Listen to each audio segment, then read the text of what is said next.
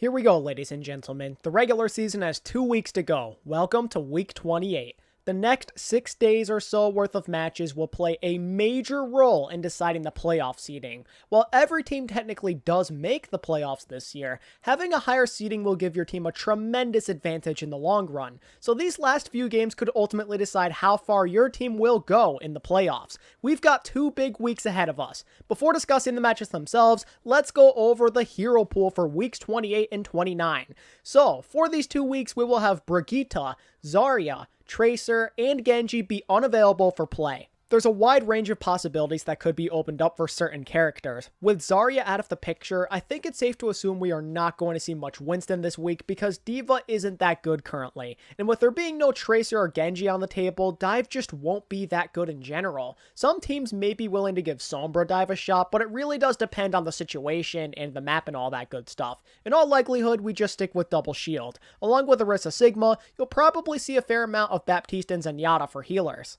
There could be a chance we see some Death Ball comps thrown into the mix, but it's not as likely as Double Shield. As for the DPS, I feel like we go back to some of the stuff we saw before the Genji buff. I would say that things like Ashe, Widow, McCree, Sombra, Torb, Reaper, Mei, and Echo are all potentially on the table. Bunker stuff just feels like it'll be the strongest, but I can't say for certain, of course. The meta could have some unexpected outcomes that I'm not accounting for. We'll have to see though. Alrighty, now that we've gotten meta expectations out of the way, let's get into the matches. And this week we start with a bit of a curveball as we'll be getting one Friday APAC game when the Seoul Dynasty play the London Spitfire. Strangely enough, London and Seoul play each other twice this week and once next week. So with that said, I'll be knocking out 2 birds with 1 stone for this video, so to speak. I'm going to predict both their Friday and Sunday matchup together just so we save a little bit of time. Let's set the scene first. So as of right now, these are the 2 worst teams in APAC. I would say that it's pretty winnable for both sides because of this. Both of these teams need the wins to ensure they don't have to be in the bottom 2 of the standings in the APAC region. But here's the thing,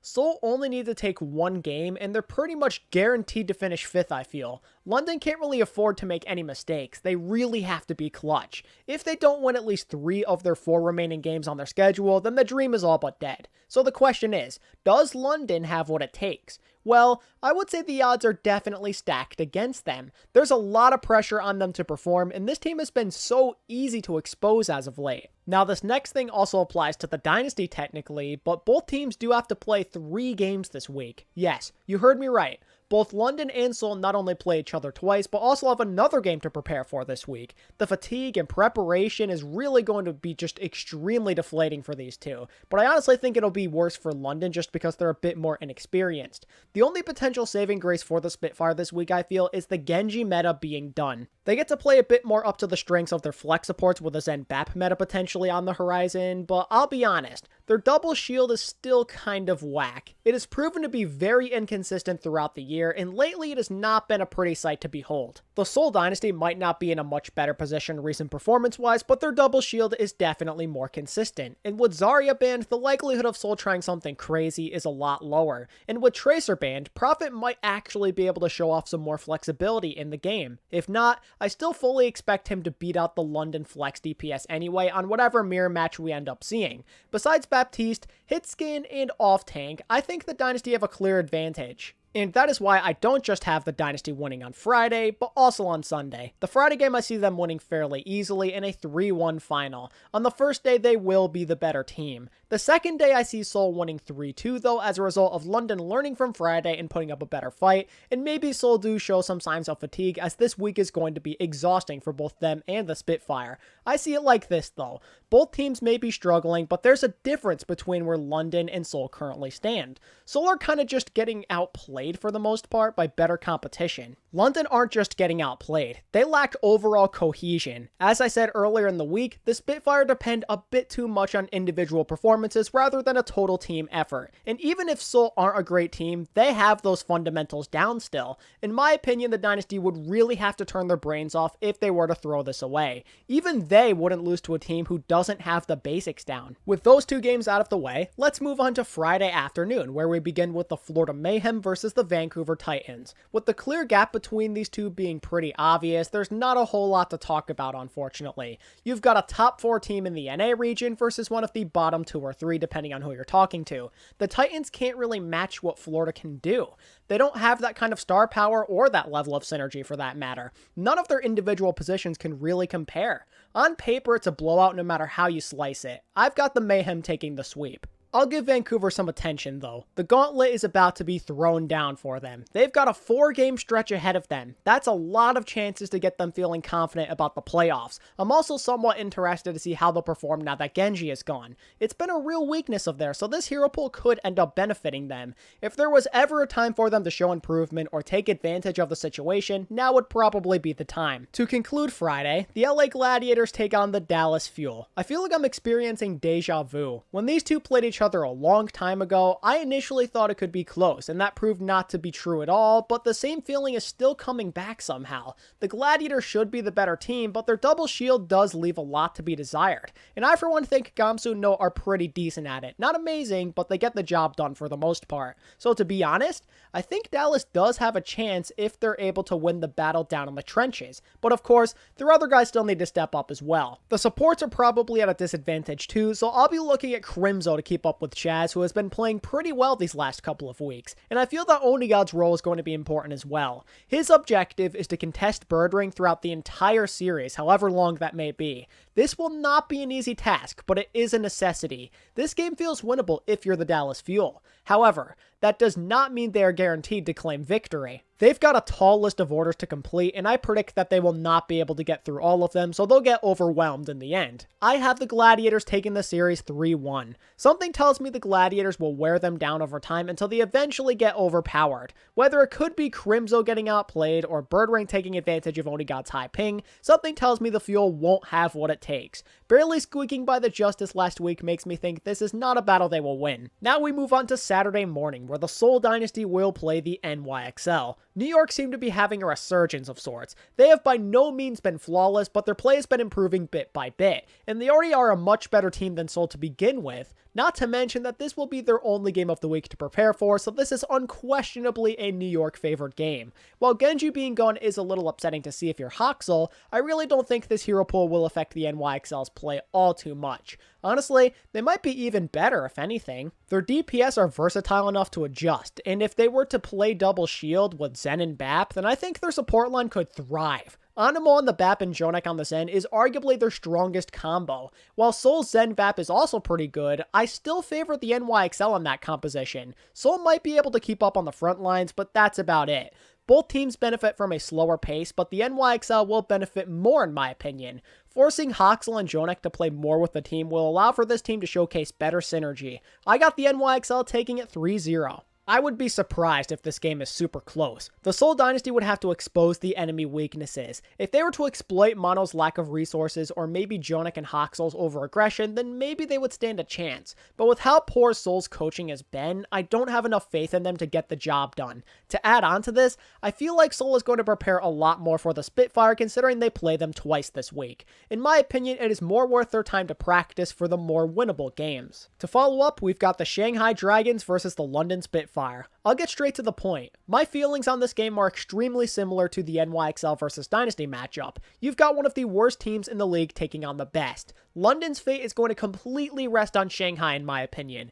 If the Dragons decided not to try, then there would be a chance. But even then, nothing is going to be guaranteed. Shanghai's B team is probably still better than London's best. Like I said with Seoul, I'm scared to pick London right now. They've got to work on that synergy, and if I think they won't really play good enough to compare with Seoul, then obviously I'm going to feel the same way about Shanghai. The Dragons win 3-0. Friendly reminder that London still haven't beaten the Dragons or any other top team in the region this year. They still aren't anywhere near where they need to be. And let's not forget that London is in the same situation as the Seoul Dynasty. They will get more value out of focusing on them since they play 3 times in 2 weeks. And if they were to beat them all 3 times, then they might overtake them in the standings. I would not waste my time with the Dragons when that game really isn't winnable to begin with. With that out of the way, let's talk about Paris versus Atlanta. It's been ages since these two have played. The last time they squared off, there was a major power switch. Everybody went from thinking Atlanta Atlanta was the contender to the Paris Eternal. And now here we are, like 20 some odd weeks later, and nothing has changed.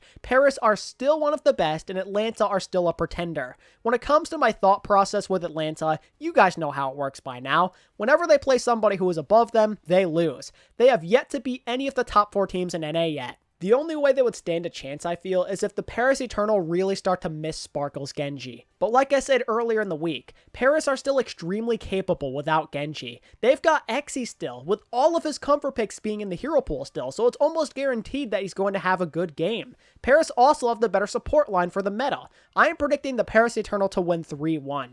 The only way I see Atlanta standing a chance is if they can do what Philly did last week.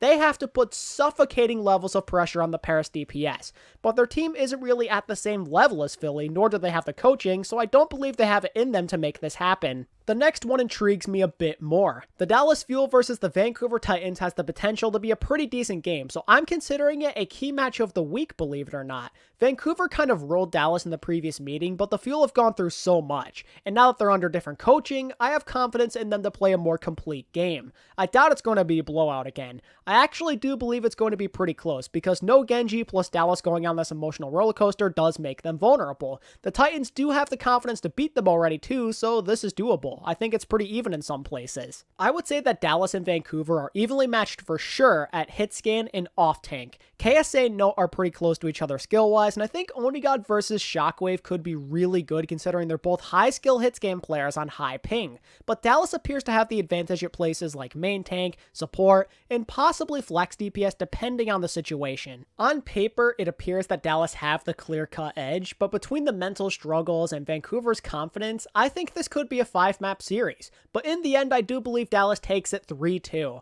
The reason I'm leaning more towards Dallas is because they're a bit more versatile. If we see things go beyond hit scan, then Dallas should be better thanks to Doha's hero pool. There's that, and the fact that Dallas can confidently play more compositions overall. The Titans are not the best with adaptations. They tend to be very headstrong and stubborn, and that will be their undoing that ultimately cost them this game. A simple lack of adaptations plus positional disadvantages loses them a close game.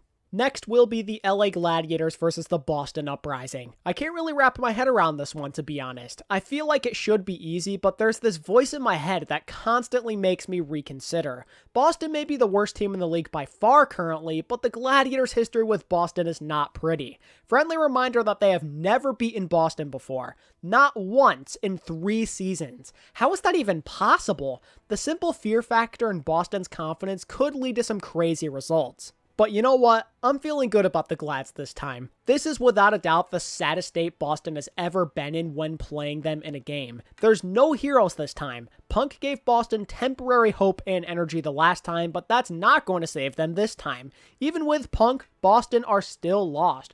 Myungbong is the only consistent bright spot these days. Undefeated or not, I'm going with a Gladiator sweep. The Genji meta may be over, but Boston's struggles will likely continue.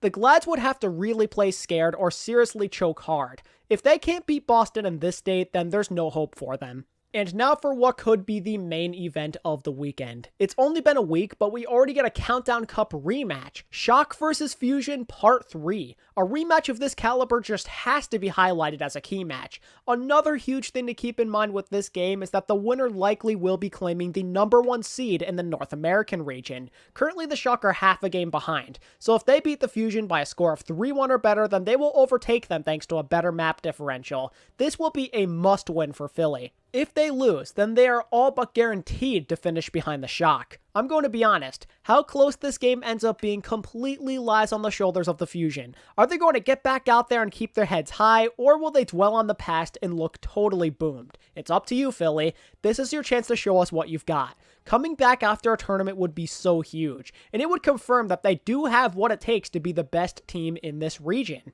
This is so tough for me. My expectation is that Philly will play hard, but the meta shift makes me lean towards the Shock. Just because they have Twilight and Violet, they definitely have the better support line for the scenario. Alarm can't really keep up with 2 people of his caliber at once. That is simply asking for too much. Everywhere else, though, it does look promising, so if Alarm could carry hard enough or somebody else on the support line steps up, then it is definitely winnable. Philly can match Sanfran with tanks, and their DPS rotation has a lot of coverage. It more comes down to the gameplay aspect and the strategies. Part of the reason Philly took the L in the Countdown Cup is because they were failing in that regard. They weren't taking the risk that we saw people like Twilight taking in crunch time. They have to play smarter, but they also need to initiate at the same time. They gotta be risky. Don't let the Shock be the only ones to try the crazy stuff. Get out there, fire back. I believe in the Fusion to put up a decent fight, but I see them falling once again when it's all said and done.